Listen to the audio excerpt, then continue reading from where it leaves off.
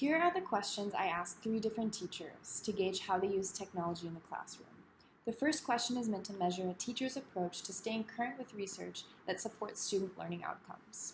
Question 1, how do you think the use of technology in the classroom impacts a child's learning?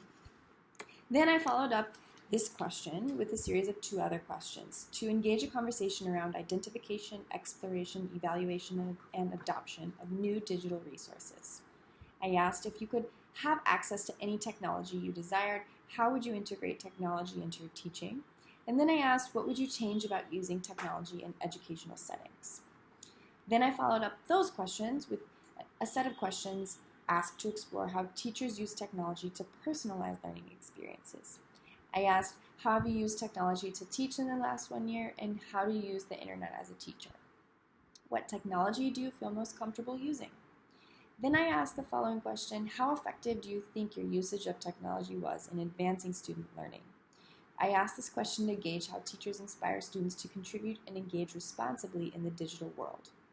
My last set of questions were created to better understand how teachers feel about the use of technology in student learning strategies and digital platforms. I asked, how do you feel about using technology in the classroom for early year and primary students versus secondary and DP students? How do you feel about a flipped classroom model?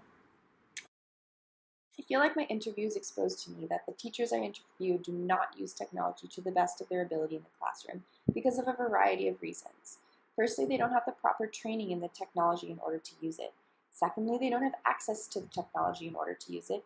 And thirdly, they mainly supplement existing teaching practices with technology in the classroom that doesn't advance learning outcomes in any way unique to the technology used.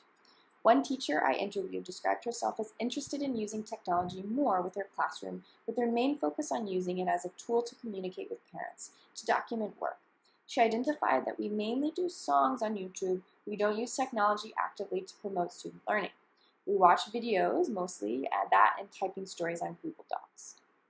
Another teacher I interviewed works in a school where they receive a class set of iPads and laptops. She used technology for a research project recently where she researched about various states in America during a unit on regions. Technology was mainly used within the classroom to serve as a way to practice conceptual material. This teacher felt technology and various websites helps her to differentiate learning, and because students are so used to technology at home, they feel more comfortable working on technology and they are more eager to do their best work when using it. The last teacher I interviewed mostly uses digital math reading and writing programs to further her students' learning outcomes.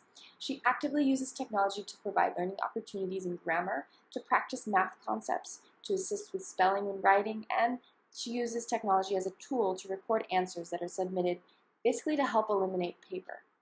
She believes in using technology to enhance learning and thinks that a flipped the classroom model is beneficial as students take more ownership of their learning. She feels that technology isn't really age appropriate for younger students, as hands-on activities promote more learning for younger age groups. The lesson I analyzed is from one of my interviewees' outlines of a unit of inquiry focused on an inquiry into the interconnectedness of human-made systems and communities. So she explored the structure and the function of organizations, societal decision-making, economic activities, and their impact on humankind and the environment. Her summative task, or her form of assessment, was using recycled materials to build an element of a city, like a park, school, shop, or hospital. After which, the students combined every element they built to make one big city all together. Once the city was set up by the students, they reviewed and reflected to come up with new ideas on how they could become more responsible citizens to make a more environmentally friendly green city, for example, by reducing pollution or growing more trees. Technology was only used in this unit to share information as students received content through interactive videos. The potential for technology integration was much higher than actually used. To support our TD skills, or transdisciplinary skills, of thinking and research, we could have used Google Maps to discover what different cities are like across the globe, understanding what new cities look like compared to our own, using the photos and street view that Google Maps hosts within the website. Students can be knowledge constructors by using Google Maps to curate information from digital resources to demonstrate meaningful connections. Another opportunity for a redefinition of the learning experience using technology could have also been through the use of 3D modeling applications or technologies to design the blueprints and the buildings the students constructed. CAD software could have been introduced and the students could take their 2D blueprints that they created during math to actually create a 3D model using the software. Additionally, they could have used 3D printables to create a paper cutout model of their building. The user-friendly CAD software called Tinkercad could have been used to aid in the design and 3D printing process. Using a child-friendly software and 3D printing capabilities, students can plan and design their own design process that considers different design restraints like measurements and materials. Additionally, they can build and test their own prototypes of their buildings before constructing the building out of a recycled material. This is a relevant process as it allows for students to practice being innovative designers.